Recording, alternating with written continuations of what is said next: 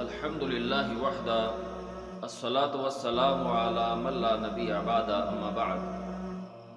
وقال النبی صلی اللہ علیہ وسلم من اتی عرافا او ساحرا او کاہنا فصدقہ وکفر بما انزل علی محمد صلی اللہ علیہ وسلم۔ مسند احمد کی یہ روایت ہے، جناب رسول اللہ صلی اللہ علیہ وسلم فرماتے ہیں کہ جو شخص کسی کاہن کے پاس، کسی نجومی کے پاس یا کسی جادوگر کے پاس آتا ہے اور اس کے علم کی اس نے تصدیق کی، تو گویا کہ اس نے اس چیز کا انکار کیا جو جناب محمد رسول اللہ صلی اللہ علیہ وسلم پر نازل ہوا، یعنی کہ اس نے دین کا انکار کیا، قرآن کا انکار کر دیا اور اس نے حدیث کا انکار کیا۔ نبی علیہ السلام پہ جو چیز نازل ہوئی ہے اس نے اس کا انکار کر دیا۔ جو شخص کسی کاہن کے پاس جاتا ہے، کسی نجومی کے پاس جاتا ہے، اور صحیح مسلم کی یہ روایت ہے، سیدنا ابو ہریرہ رضی اللہ تعالیٰ عنہ اور دیگر صحابہ کرام بھی اس حدیث کے راوی ہیں۔ ام حفصہ رضی اللہ تعالیٰ عنہ فرماتی ہیں کہ رسول اللہ صلی اللہ علیہ وسلم نے فرمایا کہ جو کسی کاہن کے پاس آیا، کسی نجومی کے پاس آیا اور پھر اس نے اس کے عمل کی، اس کے علم کی تصدیق کی اور اس سے کچھ سوالات پوچھے، تو پھر رسول اللہ صلی اللہ علیہ وسلم فرماتے ہیں کہ لم تقبل لہو صلاۃ 40 لیلہ، کہ اس بندے کی 40 دن کی 40 راتوں کی کوئی عبادت قبول نہیں ہوگی۔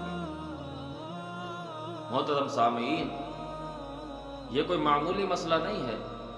یہ عقیدے کا مسئلہ ہے، ایمان کا مسئلہ ہے، اعمال کے قبول ہونے کا مسئلہ ہے۔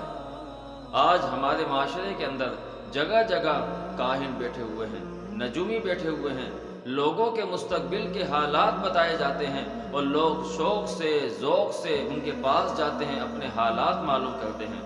کہ آنے والا دن کیسا رہے گا، آنے والا ہفتہ کیسا رہے گا،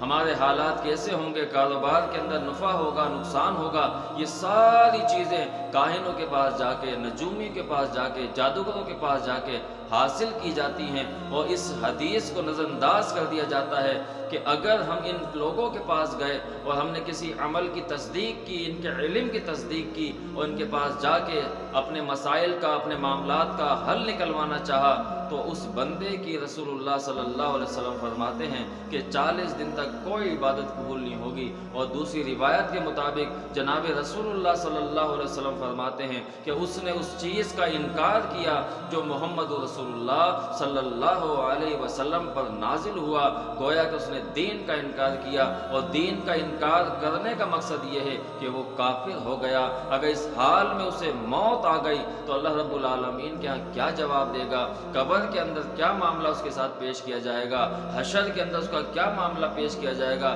کہ جس کا عقیدہ اللہ رب العالمین سے ہٹ کر جادوگروں پہ لگا ہوا ہے، کاہنوں پہ لگا ہوا ہے، نجومیوں پہ لگا ہوا ہے، کہ اللہ رب العالمین اس کی دنیا بھی تباہ برباد فرما دے گا، اس کی کوئی عبادت قبول نہیں کی جائے گی، قیامت کے دن بالکل زیرو اور صفر پیش کیا جائے گا۔ اس کے بارے میں حکم یہ ملے گا کہ فرشتوں اسے کو اٹھاؤ اور جہنم میں لے جا کے پھینک دو۔